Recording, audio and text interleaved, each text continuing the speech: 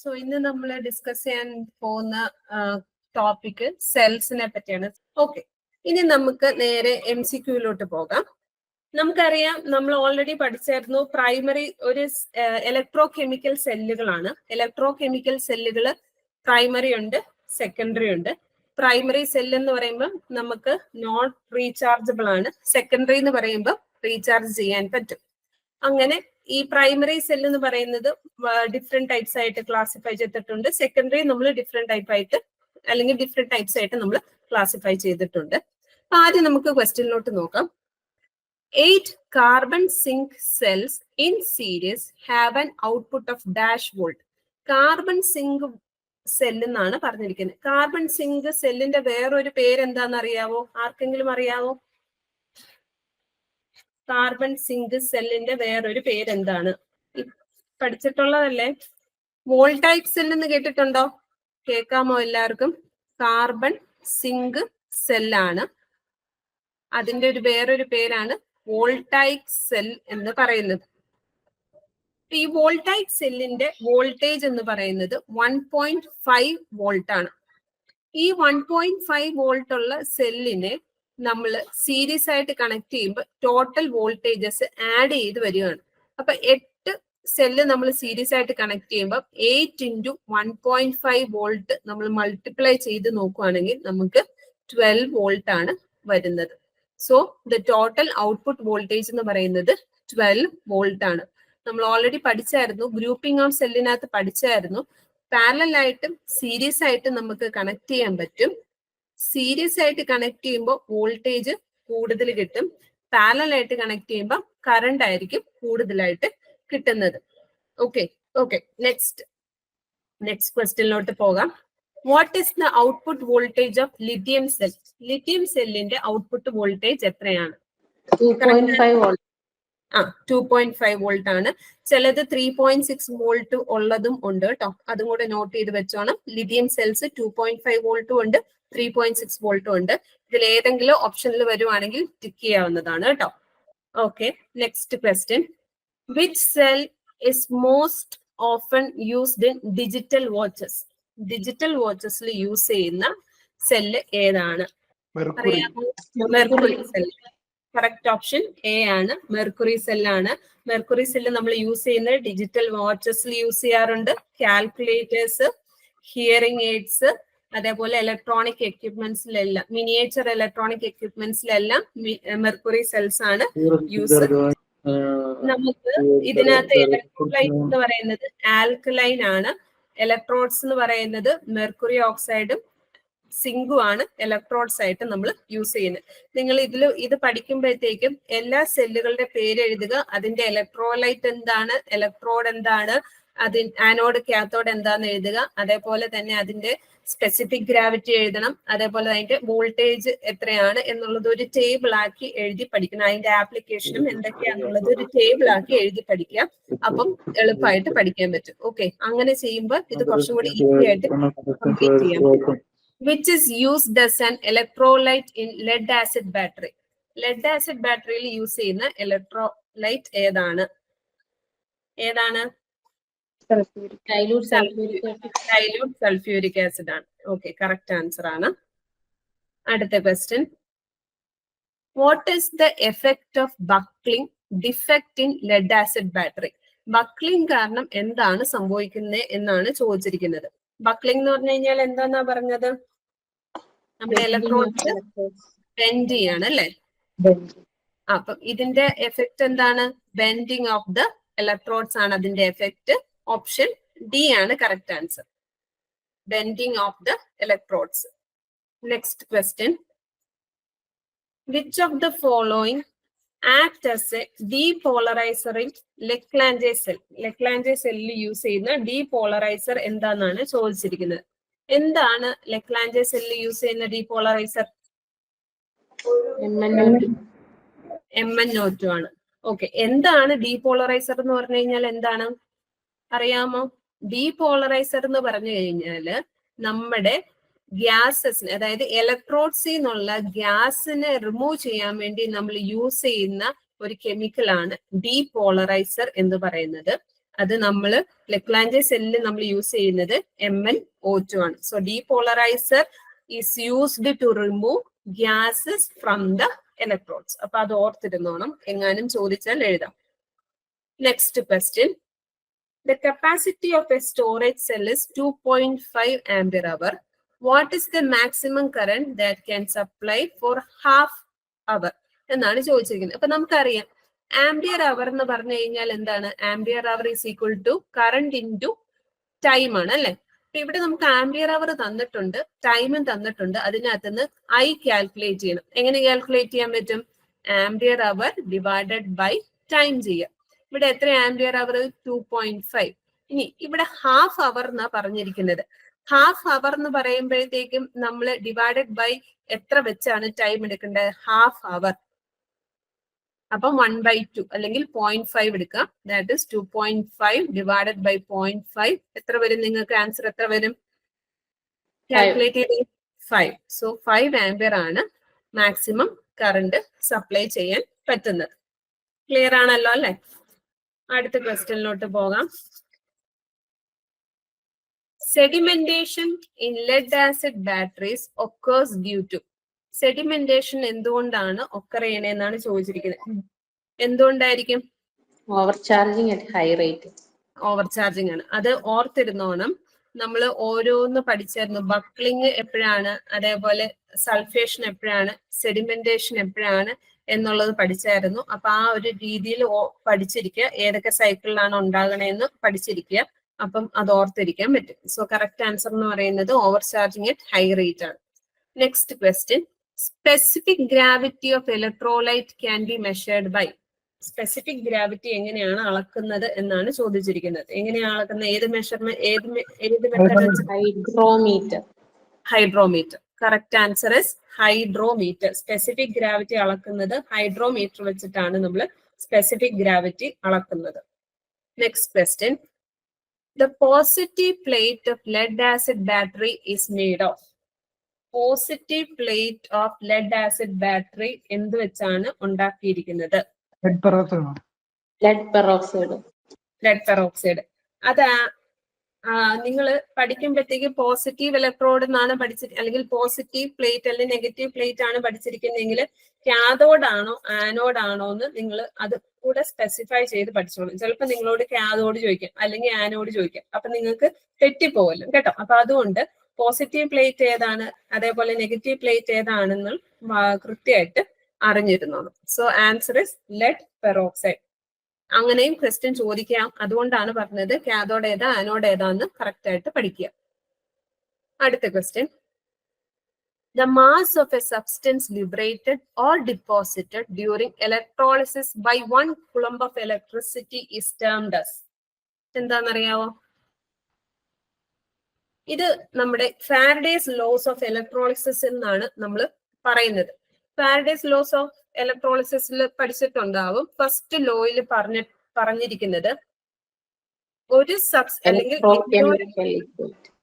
Electrochemical equivalent ആണ് correct ആയിട്ടുള്ള answer. First law of electrolysis പറയുന്നത് mass is directly proportional to I into T എന്നാണ്. അതായത് എന്തോരം സബ്സ്റ്റൻസ് ആണോ ഡിപ്പോസിറ്റഡ് ആകുന്ന ഒരു ഇലക്ട്രോണിൽ ഡിപ്പോസിറ്റഡ് ആകുന്നത്, അത് എന്തിനെ ഡിപ്പെൻഡ് ചെയ്യുന്നത്? അതിലൂടെ ഫ്ലോ ചെയ്യുന്ന കറണ്ടിനെയും ടൈമിനെയും ഡിപ്പെൻഡ് ചെയ്തിരിക്കും.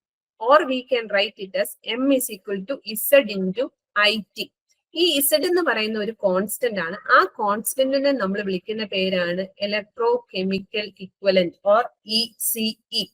EC എന്ന് പറഞ്ഞു കഴിഞ്ഞാൽ അതൊരു കോൺസ്റ്റന്റ് ആണ്. ആ കോൺസ്റ്റന്റ് എന്താണ് പറയുന്നത്? ഒരു കുളംബ് ഓഫ് ചാർജ് പാസ് ചെയ്യുമ്പോഴത്തേക്കും എന്തോരം സബ്സ്റ്റൻസ് ആണോ ഒരു ഇലക്ട്രോഡിൽ ഡിപ്പോസിറ്റ് ആകുന്നത്, ആ ഒരു മാസിനെയാണ് നമ്മൾ ECE എന്ന് പറയുന്നത്, അല്ലെങ്കിൽ ഇലക്ട്രോ കെമിക്കൽ ഇക്വലന്റ് എന്ന് പറയുന്നത്. ഇങ്ങനെ വേണമെങ്കിൽ എഴുതാം. M is proportional to Q എന്ന് എഴുതാം. Q എന്ന് പറയുന്നത് ചാർജ് ആണ്. Qന് പകരം നമ്മൾ I into T എന്ന് എഴുതിയെന്ന് മാത്രമേ ഉള്ളൂ. സോ എന്തോരം മാസ് ആണോ ഒരു കുളംബ് ഓഫ് ചാർജ് അല്ലെങ്കിൽ ഇലക്ട്രിസിറ്റി പാസ് ചെയ്യുമ്പോഴത്തേക്കും ഒരു ഇലക്ട്രോഡിൽ ഡെപ്പോസിറ്റ് ആകുന്ന ആ ഒരു കോൺസ്റ്റന്റിനെ നമ്മൾ വിളിക്കുന്ന പേരാണ് ECE അല്ലെങ്കിൽ ഇലക്ട്രോ കെമിക്കൽ ഇക്വലന്റ്. അതിനെ നമ്മൾ Z വെച്ചിട്ടാണ് റെപ്രസെന്റ് ചെയ്യുന്നത്. ഈ ഇക്വേഷൻ ഓർത്തിരിക്കുക. ഇത് നമ്മൾ Faraday's first law of electrolysis എന്നാണ് നമ്മൾ ഇത് കണ്ടുപിടിച്ചിരിക്കുന്നത്. Faraday's law of electrolysis first ലോയിൽ നിന്നാണ് ഇത് വന്നിരിക്കുന്നത്. ഒന്ന് നോട്ട് ചെയ്ത് വെച്ചോണേ. ഓക്കെ, അടുത്ത ക്വസ്റ്റ്യനിലോട്ട് പോകാം. Which of the following statement are correct about dry cell? Dry സെല്ലിനെ പറ്റി ഏതൊക്കെ കാര്യങ്ങളാണ് ശരിയായിട്ടുള്ളത് എന്നാണ് ചോദിച്ചിരിക്കുന്നത്. കറക്റ്റ് ആൻസർ ആർക്കെങ്കിലും പറയാമോ? The chemical reaction between electrodes and electrolyte produces a voltage. ഇലക്ട്രോഡും ഇലക്ട്രോലൈറ്റും തമ്മിലുള്ള ഏതാണ്? 1 and 2A. എ ആണ് കറക്റ്റ് ആൻസർ. 1 ഉം 2 ആണ് കറക്റ്റ് ആയിട്ടുള്ള answer. The dry cells must not be always operated in upright position. അതിൽ ഈ 1 ഉം 2 മാത്രമേ കറക്റ്റ് ആയിട്ടുള്ളത്. ഇവിടെ ഒരു എസ്കേപ്പ് ഗ്യാസ് വെന്റ് ഒന്നും നമ്മൾ ജനറേറ്റ് ചെയ്യുന്നൊന്നുമില്ല. സോ എ ആണ് കറക്റ്റ് ഓപ്ഷൻ എന്ന് പറയുന്നത്. Next question. The bending of electrodes in lead acid cell due to overcharging is called as. നമ്മളിപ്പോ പഠിച്ചതാണ്. ബെൻഡിങ്ങിന് എന്താണ് റീസൺ? ഓവർ ചാർജിങ് ഉണ്ടാവുന്നു. ഓവർ ചാർജിങ് ഉണ്ടാവുമ്പം ബെൻഡിങ് ഉണ്ടാവും. ബെൻഡിങ് ഉണ്ടാവുമ്പം ആ ഒരു എഫക്റ്റിനെ നമ്മൾ വിളിക്കുന്ന പേരാണ് ബക്ലിംഗ്. കറക്റ്റ് ഓപ്ഷൻ ഡി ആണ്, ബക്ലിംഗ്. അടുത്ത question. Which of the following cell in which the chemical reaction that occurs during discharge is not reversed? അത് എന്ത് ടൈപ്പ് സെല്ലായിരിക്കും? പ്രൈമറി സെല്ലാണോ സെക്കൻഡറി സെല്ലാണോ? പ്രൈമറി സെല്ലായിരിക്കും. അതായത് നോൺ റീചാർജബിൾ ആണ്. അതായത് ഡിസ്ചാർജിങ്ങിൽ ഉണ്ടാകുന്ന കെമിക്കൽ റിയാക്ഷനെ റിവേഴ്സ് ചെയ്യാൻ പറ്റുന്നില്ലെന്നുണ്ടെങ്കിൽ അത് നോൺ റീചാർജബിൾ ആണ്. അത് പ്രൈമറി സെല്ലുകളാണ്. അപ്പൊ ഇതിനകത്ത് ഏതായിരിക്കും പ്രൈമറി സെൽ എന്ന് പറയണം? Lead acid cell, carbon zinc cell. Lead acid സെല്ലും നിക്കലൈൻ സെല്ലും എന്ത് സെല്ലുകളാണ്? സെക്കൻഡറി സെല്ലുകളാണ് അല്ലെ? അപ്പം correct answer option C, carbon zinc cell. Primary സെല്ലാന്ന് ഓർത്തിരിക്കുക. അടുത്ത ക്വസ്റ്റ്യൻ. ഇത് നമ്മുടെ ഗ്രൂപ്പിങ്ങിനകത്താണ്. പാരലൽ സീരീസ് കോമ്പിനേഷൻ വരുന്നതിന്റെ ബേസ് ചെയ്തിട്ടുള്ള ഒരു ക്വസ്റ്റ്യൻ ആണ്. ഇത് നിങ്ങളൊന്ന് സോൾവ് ചെയ്യാൻ പറ്റുമെന്നൊന്ന് നോക്കുക. A battery operated electric bike requires 48 volt 100 Ah battery pack. The cell rated 1.2 volt 2 ampere hour is available. Choose a suitable combination from the following. അതായത് നമുക്കുള്ളത് 1.2 വോൾട്ടും 2 ആംപിയർ അവർ ഉള്ള ഒരു സെല്ലാണ് നമുക്ക് ഉള്ളത്. അതിൽ നിന്ന് നമുക്ക് ഉണ്ടാക്കിയെടുക്കേണ്ടത് 48 വോൾട്ടും 100 AH ഉള്ള ഒരു ബാറ്ററി പാക്ക് ഉണ്ടാക്കിയെടുക്കണമെങ്കിൽ എത്ര സെല്ല് പാരലൽ ആയിട്ട് കണക്ട് ചെയ്യണം, എത്ര സെല്ല് സീരീസ് ആയിട്ട് കണക്ട് ചെയ്യണം എന്നുള്ളതാണ് ക്വസ്റ്റ്യൻ ചോദിച്ചിരിക്കുന്നത്. എത്ര എണ്ണം ആയിരിക്കും? ഒന്ന് പറയാൻ പറ്റുമോ? കാൽക്കുലേഷൻ ഉണ്ട്, ഒന്ന് ചെയ്ത്. കാൽക്കുലേഷൻ വെച്ചാൽ സിമ്പിൾ കാൽക്കുലേഷൻ ആണ്. വോൾട്ടേജ് കണ്ടുപിടിക്കണമെങ്കിൽ അല്ലെങ്കിൽ വോൾട്ടേജ് കൂടുതൽ കിട്ടണമെങ്കിൽ സീരീസ് ആയിട്ട് കണക്ട് ചെയ്യണം. കറണ്ട് കൂടുതൽ കിട്ടണമെങ്കിൽ പാരലൽ ആയിട്ട് കണക്ട് ചെയ്യണം. അപ്പൊ അത് വെച്ചിട്ട് വേണമെങ്കിൽ ചെയ്യാം. ഡി ആണോ? യെസ്, ഡി ആണ് കറക്റ്റ് ആൻസർ. എങ്ങനെയാണെന്ന് പറയാം. നമുക്ക് എത്ര ബാറ്ററീസ് സീരീസ് ആയിട്ട് കണക്ട് ചെയ്യണം എന്നുള്ളത് വോൾട്ടേജ് കാൽക്കുലേഷനിൽ നിന്നാണ് നമ്മൾ കണ്ടുപിടിക്കുന്നത്. Number of cells to be connected in series എന്ന് പറയുന്നത് വോൾട്ടേജ് റേറ്റിംഗിൽ നിന്നാണ് കണ്ടുപിടിക്കുന്നത്. അതായത് എത്രയാണോ ടോട്ടൽ വോൾട്ടേജ് റിക്വയർഡ് വോൾട്ടേജ് എത്രയാണെന്ന് നോക്കുക, ഡിവൈഡഡ് ബൈ ഇൻഡിവിജ്വൽ സെല്ലിന്റെ വോൾട്ടേജ് വെച്ച് ഡിവൈഡ് ചെയ്യും. ഇൻഡിവിജ്വൽ സെൽ വോൾട്ടേജ് വെച്ചിട്ട് ഡിവൈഡ് ചെയ്യണം. അപ്പൊ ഇവിടെ റിക്വയർഡ് ആയിട്ടുള്ള വോൾട്ടേജ് എന്ന് പറയുന്നത് 48 വോൾട്ട് ആണ്. നമുക്കുള്ളത് ഒരു സെല്ലാണ്, അതിന്റെ വോൾട്ടേജ് എന്ന് പറയുന്നത് 1.2 വോൾട്ട് ആണ്. അപ്പൊ അതിൽ നിന്ന് നമുക്ക് കിട്ടുന്നത് 40 ആണ് കിട്ടുന്നത്. 40 സീരീസ് ആയിട്ട് അല്ലെങ്കിൽ 40 സെല്ല് സീരീസ് ആയിട്ട് കണക്ട് ചെയ്താലാണ് ഈ റിക്വയർഡ് വോൾട്ടേജ് കിട്ടത്തുള്ളൂ. പിന്നെ നമുക്ക് തന്നിരിക്കുന്നത് ആംപിയർ അവർ ആണ്. ആംപിയർ അവറിൽ നിന്ന് നമ്മൾ മെയിൻലി കണ്ടുപിടിക്കുന്നത് എത്ര എണ്ണം പാരലൽ ആയിട്ട് കണക്ട് ചെയ്യുന്നു എന്നുള്ളതാണ് കണ്ടുപിടിക്കുന്നത്. ഇപ്പൊ number of cells in parallel കണ്ടുപിടിക്കാനായിട്ട് റിക്വയർഡ് ആയിട്ടുള്ള ആംപിയർ അവർ എത്രയാണെന്ന് നോക്കുക. അതിനെ ഒരു സെല്ലിന്റെ 1 സെല്ലിന്റെ ആംപിയർ അവർ വെച്ചിട്ട് ഡിവൈഡ് ചെയ്യുക. അപ്പൊ നമുക്ക് ഇവിടെ എത്രയാണ് റിക്വയർഡ് ആയിട്ടുള്ളത്? 100 AH ആണ് ആവശ്യമുള്ളത്. നമ്മുടെ കയ്യിലുള്ളത് 2 ആംപിയർ അവർ ആണ്. അപ്പൊ നമുക്ക് കിട്ടുന്നത് 50 പാരലൽ ആണ്. അപ്പൊ നമുക്ക് ഈ 48 വോൾട്ടും 100 ആംപിയർ അവർ വെച്ച് കിട്ടണമെങ്കിൽ 1.2 വോൾട്ടും 2 ആംപിയർ അവർ ഉള്ള ബാറ്ററീസിനെ 50 എണ്ണത്തിനെ പാരലൽ ആയിട്ടും പിന്നെ അതില് 40 എണ്ണം സീരീസുമായിട്ട് കണക്ട് ചെയ്താൽ മാത്രമേ നമുക്ക് റിക്വയർഡ് ആയിട്ടുള്ള വോൾട്ടേജും ആംപിയർ അവറും കിട്ടത്തുള്ളൂ. ഇതൊന്ന് ഓർത്തിരിക്കേണ്ട ഒരു സിമ്പിൾ ടിപ്പ് എന്ന് പറഞ്ഞു കഴിഞ്ഞാൽ ഇത്രയേ ഉള്ളൂ. സീരീസ് കണക്ഷൻ വരുമ്പോഴത്തേക്കും അവിടെ വോൾട്ടേജ് ആണെന്ന് ഓർക്കുക. അപ്പൊ വോൾട്ടേജുകൾ തമ്മിൽ ഡിവൈഡ് ചെയ്യുക. പാരലൽ കണക്ഷൻ വരുമ്പോഴത്തേക്കും കറണ്ട് ആണ്. കറണ്ട് നമുക്ക് തരത്തില്ല, അത് ആംപിയർ അവർ റേറ്റിംഗിലായിരിക്കും തരുന്നത്. അപ്പൊ പാരലലിന് വേണ്ടി ആംപിയർ അവർ ഡിവൈഡ് ചെയ്യുക. ഇങ്ങനെ ഓർത്തിരുന്ന നമ്പർ ഓഫ് റോസ് അതിൽ എത്ര സെൽസ് ഉണ്ടെന്ന് നമുക്ക് കണ്ടുപിടിക്കാം. ഓക്കെ, ക്ലിയർ ആയെന്ന് ഞാൻ വിചാരിക്കുന്നു. അടുത്ത question, capacity of a dry cell is. Capacity of a dry cell എന്ന് പറയുന്നത് എന്താണെന്നാണ് ചോദിച്ചിരിക്കുന്നത്, അല്ലെങ്കിൽ അത് എപ്പോഴാണ് കൂടുതൽ ആകുന്നത് എന്നാണ് ചോദിച്ചിരിക്കുന്നത്. Correct answer, more when it supplies current ഇന്റർമിറ്റന്റ്ലി.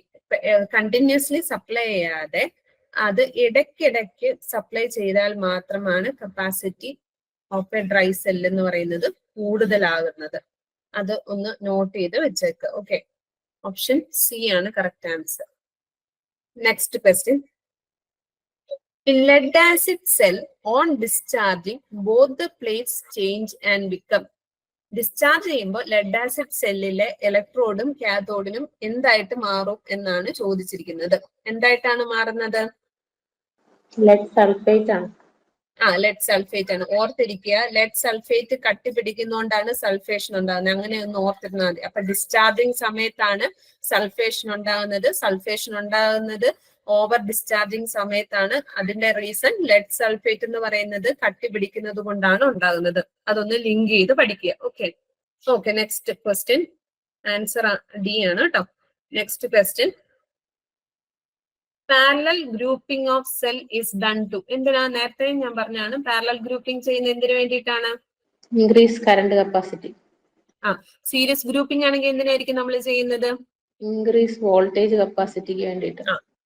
Voltage capacity കൂട്ടാൻ വേണ്ടിയിട്ടാണ് സീരീസ് ചെയ്യുന്നത്. പാരലൽ ചെയ്യുന്നത് കറണ്ട് കപ്പാസിറ്റി കൂട്ടാൻ വേണ്ടിയിട്ടാണ്. ഓക്കെ, കറക്റ്റ് ഓപ്ഷൻ എ ആണ്.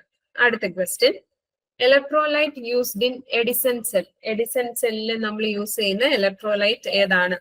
KOH ആണ്.